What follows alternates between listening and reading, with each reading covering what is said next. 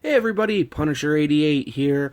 It's been a while since I did a comic book haul, I went and did a little digging yesterday and amassed a nice little pile here.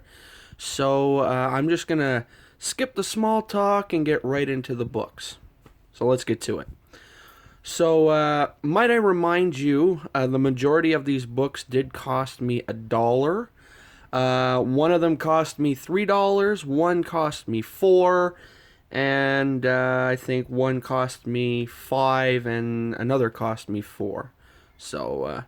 Pretty good deal. Anyway, books. So first up we have Daredevil, The Man Without Fear, issue number 1. This is part of the, I think it's a 4-part series, or it could be 6. I'm not sure. Sorry about the glare there. Hi.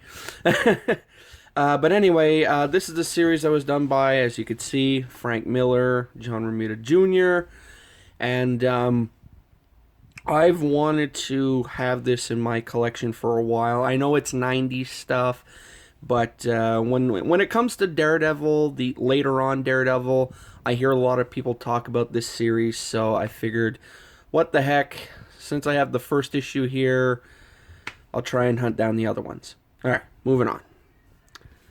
Next we have America versus the Justice Society, issue number 1. I already own issue number 2 and 3. And also, if you look closely, you look right next to it, I have the trade as well. But I wanted to get this in singles, and I saw this, and I was like, cool. So, got it. Next, this is the book that cost me $3. This is Marvel Comics Presents issue number 18. The big reason why I got this book is, well, since Christmas is coming up, there are 2 Christmas stories in here. So, spoiler alert, for my Christmas episode, I just might be reviewing this book. So, be on the lookout for when that episode comes out. And it's awesome because one of them involves She-Hulk being bored on Christmas, and I think she goes to see The Thing or something. Anyway, next, I re-got Carnage issue number 1 just because 2 weeks ago Venom number 1 came out, and since I'm not continuing that that series, and I didn't further continue this series, I decided, it's nice to have Venom and Carnage, so anyway, that's why I got this. Next, I got All-Star Squadron, issue number 61, featuring the amazing origin of Liberty Bell. I like these 80s books, and Liberty Bell's a cool character, so anything origin or whatnot, I like to pick up. They make for a nice read here and there. So I got All-Star Squadron 61, and I got All-Star Squadron issue number 62. This is the origin of the Shining Knight, and that's a pretty cool character. Except his helmet makes his head look like a bullet. Maybe it's just me. Anyway, moving on. Next, continuing to get more DC Comics Presents. So we have DC Comics Presents issue number 71, Superman and Bizarro. This should be a fun read. Anytime Bizarro gets involved with anything, something crazy is going to happen. So, yeah, that's pretty cool. I'm not a fan of how the Joker is drawn here, though, but whatever. Minor gripe. This I saw, and I just got it for shits and giggles, because it's done by Kevin Eastman. This is issue number 1 of 4 of a series called Zombie War. I don't know. It looked funky and weird, and seeing this, camo-clad / German army skeleton, whatnot, just, I don't know, piqued my interest. And there's a trading card inside too, so that's always cool. I saw some, was it X Factor books the other day, and inside they had 2 packs of the Fleer Ultra trading cards.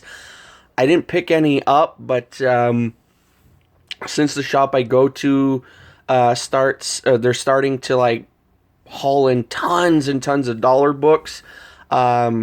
If there's still a bunch of them in those bins, I might pick up a couple, and one of them I'll put aside and not open the packs, and then another, maybe I'll open them in a video or something. So, anyway, moving on. Next, I got some X-Men books. So first we have Uncanny X-Men issue number 172. This is the start of a little story where, what's her name? Her Yuriko, I think her name is. Yeah, Lady Yuriko.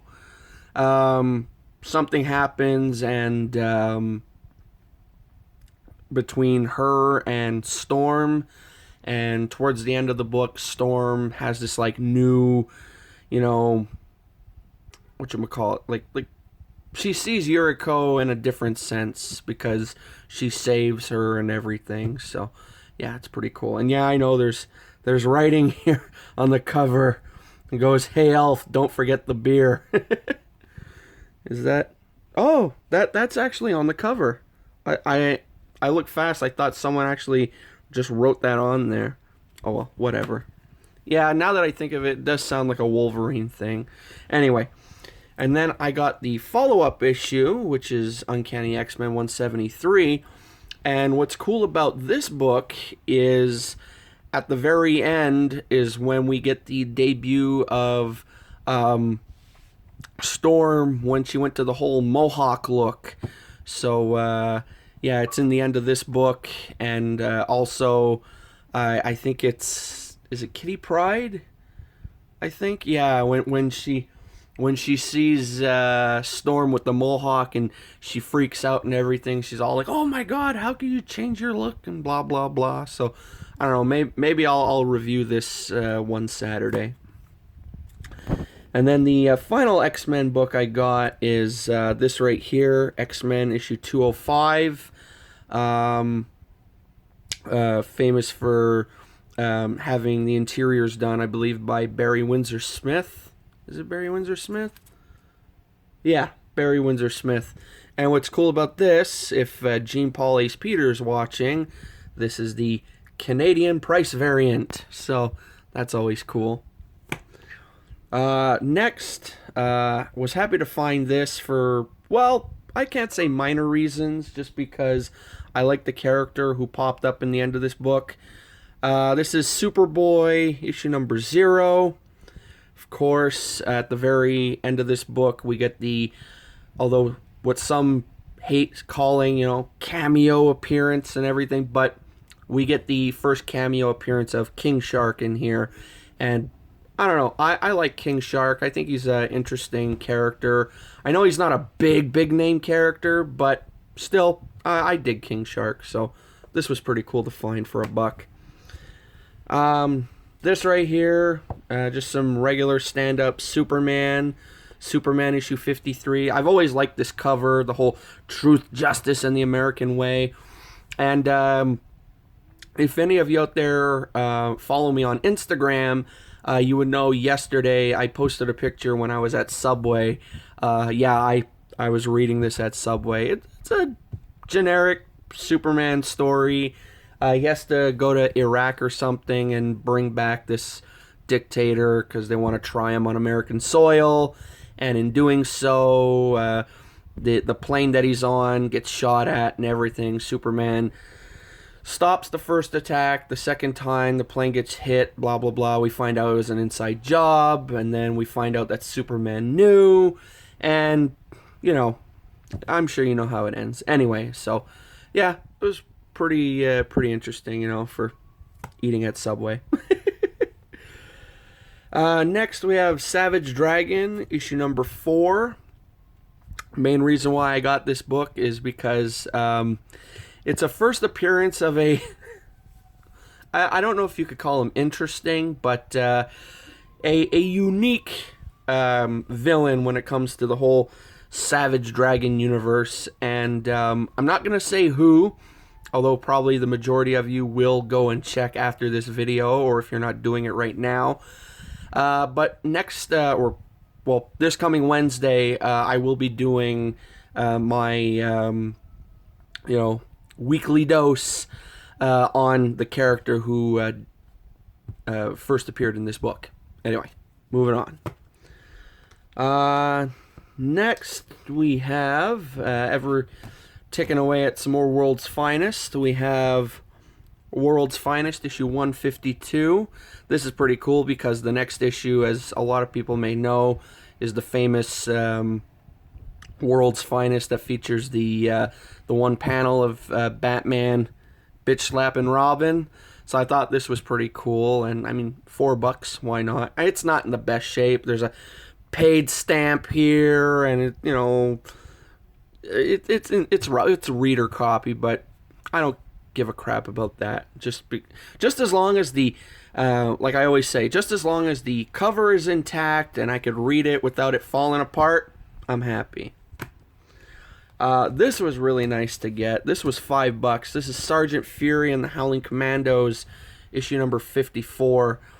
It's a gorgeous Dick Ayers and is it John? Yeah, John Severin cover, as well as interiors are done by the two also, and just that red and everything, and then it being in a mylight just really pops. And again, I apologize for all the glare and everything, but that is just a really, really nice cover. The colors really pop on this thing.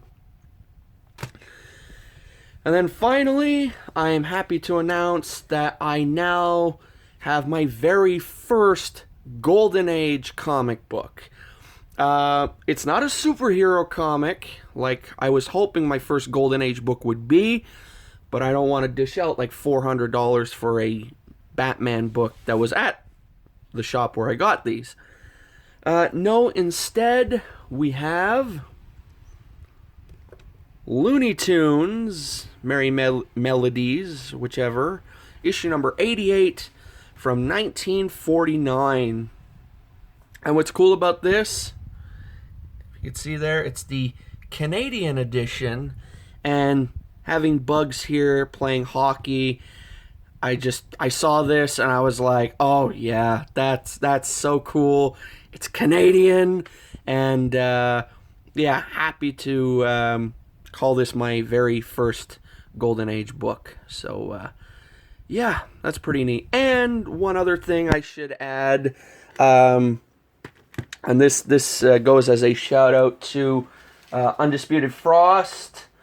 Also, if any of you out there, again, follow me on Instagram, you would know I posted a picture of it last night.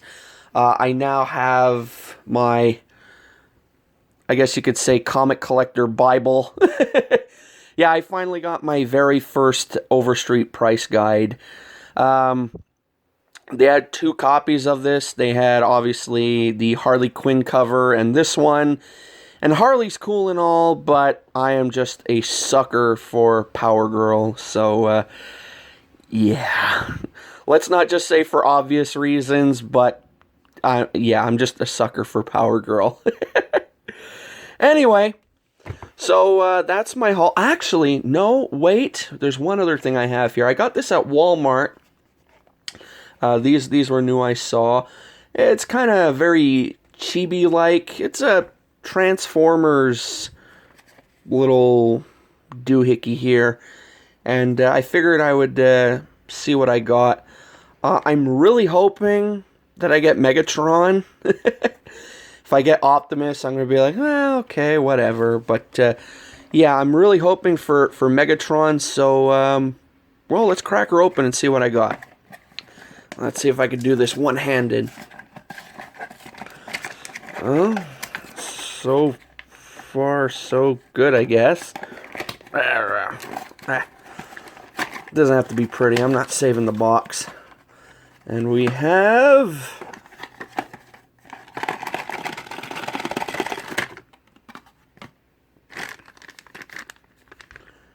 Megatron! Alright. Oh, that's a bad image right there. Let's not pay attention to that. Anyway. Interesting ending to this haul. But I hope you enjoyed it. And if you did, give her a thumbs up. If not, give her a thumbs down. And if you enjoy videos like this one, take a look around my channel. I got plenty of them. And yeah, that's that. Also, while looking around my channel, make sure to comment on any video you like, because I love reading them as well as answering them. And also, while looking around, make sure to like or dislike any video you watch. Yes, I did say dislike, because let's face it, no one's perfect, right? And then, when all is said and done, before leaving, well, Little Punisher here says to make sure and click that subscribe button. Alrighty, so, till tomorrow, which would be Saturday, or just the weekend in general, for the weekend comic review, which I will be reviewing, again, Marvel graphic novel issue number 18, which is John Byrne's classic She-Hulk. I will say, I hope you have a great day, and I will see you then. Alright, folks, so till the next video, this is Punisher88, signing off. See ya!